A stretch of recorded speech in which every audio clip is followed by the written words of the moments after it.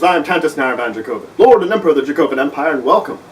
Today, we're going to continue our talk of animes from the Spring 2016 series, giving a little review of them, and then introducing you how you could use these in your BESM world, at least how to help adapt them, if you want to plan them.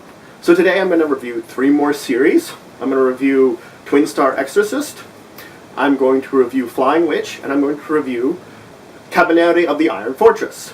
Let's start with that one. Kabaneri of the Iron Fortress.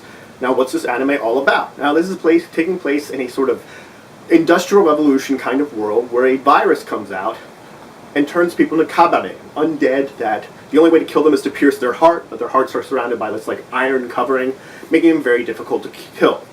Society has degraded down into these city fortresses that act as stations in between trains, which travel between them in order to trade and keep the society together, basically avoiding the Kabaneri. So our main character, Ikoma, well, he's sort of an engineer, an inventor. He's developing anti-Kabaneri weapons. Anyway, his station gets invaded, it gets overrun, and he gets bitten. And he doesn't change into a Kabaneri, because normally if you're bitten, you're infected and change. He becomes a Kabaneri, hence the name of the anime.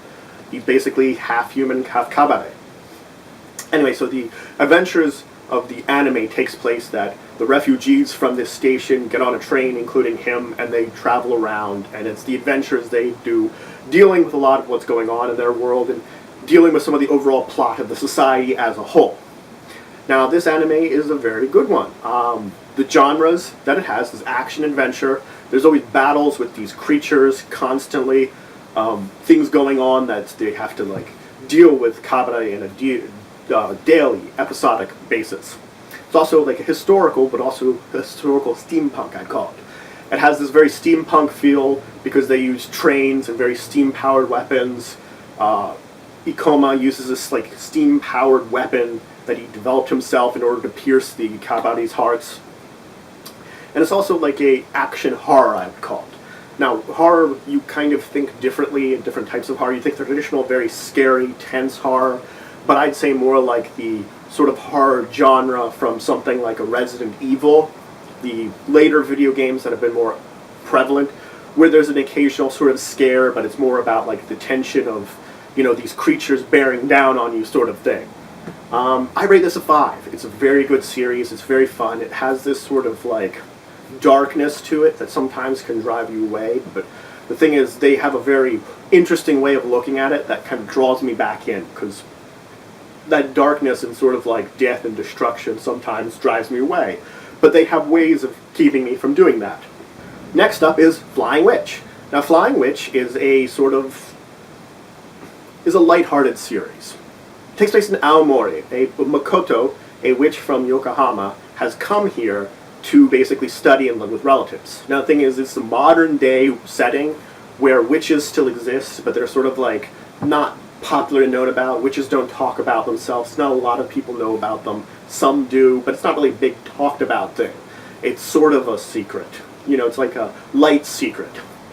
And the witches that are around still do training and stuff. They do the things that they've always done. And Makoto is a witch in training. She's come to increase her craft away from her family. Makoto is very friendly, she's very kind, she's a little scatterbrained, bad at directions, so it does add to this very good element. And so the genres, it's a very light comedy. It's got these like little like nice little points of time which kind of make you like smirk your face a little bit. It's that sort of like, it brings in a little bit of the comedy elements. It's supernatural. Makoto is a witch, so of course it's got this supernatural tones to it. And it's a slice of life. It's about the daily adventures of Makoto and her family. And she still is a student, so she's going to high school with her cousin, and it's the interactions with her younger cousin, and her sister shows up occasionally. I rate this one a 4. It's a very good series. It's very entertaining. It's a kind of relaxing series you might bring in, that if you wanted to relax a little bit after something, it's your palate cleansing series after you maybe watch something a little heavier. So last one I want to talk about today is Twin Star Exorcist. I'm going to note now this is another large one, not a small one. I'm doing 3 large ones, so it means full episode animes. Now, Twin Star Exorcist, it takes place in a world of where there's kagare, or creatures which haunt the human race, and exorcists basically take care of them. They prevent them from influence the human world from dragging them to their own world and from invading our world. Our series focuses around Rokudo. Now, Rokudo is a exorcist in training, or at least he was. He was a young sort of prodigy with a lot of ability, but a horrible tragedy occurred, and it just devastated him, and he hasn't wanted to do anything with exorcists since then. Now he is sort of adopted, so he's been living with folks who are exorcists because they're what's left of his family, basically. So he just resists, and they're always hoping that he'll come back into it. And for the longest time he is, until he meets this girl, Benryo. She's also a powerful exorcist, and sort of her influence eventually brings him back into wanting to become an exorcist again. And the entire anime is about their interactions, their relationship, and the sort of destiny they actually are said to have with each other. Now, this is an action-adventure anime. They're battling Kagane pretty much in every episode. Something happens, they're going to battle them. Someone's doing it. Either Rokudo has to jump in there himself, or Benryo's taking care of it, because he's sort of drawn back in at the beginning of this series very easily. Like, in there, he's got to assist. He knows he needs to do something. It's also a supernatural. You've got these, like, dark spirits, and the exorcists using their abilities to fight them. And it's also a little bit of a tragedy, because there's always this sort of dark tones about a lot of it. A lot of the Kagari are, like, hints at, like, tragedies that happen in and of themselves, and both our main characters have very tragic backstories, and they manage to allude to these things very well without hitting you over the head and overwhelming you with them.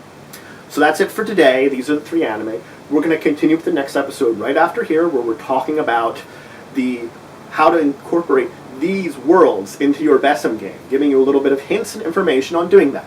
So if you enjoyed this video, please leave a like, please subscribe if you already haven't. We're always looking for more citizens. Please leave a comment if you have anything to say about today's episode, any questions, any other kind of comments. Please share the video. If there's anybody you think could learn from this video or would be interested in it, just let them know about it. And until the next time, I bid you farewell.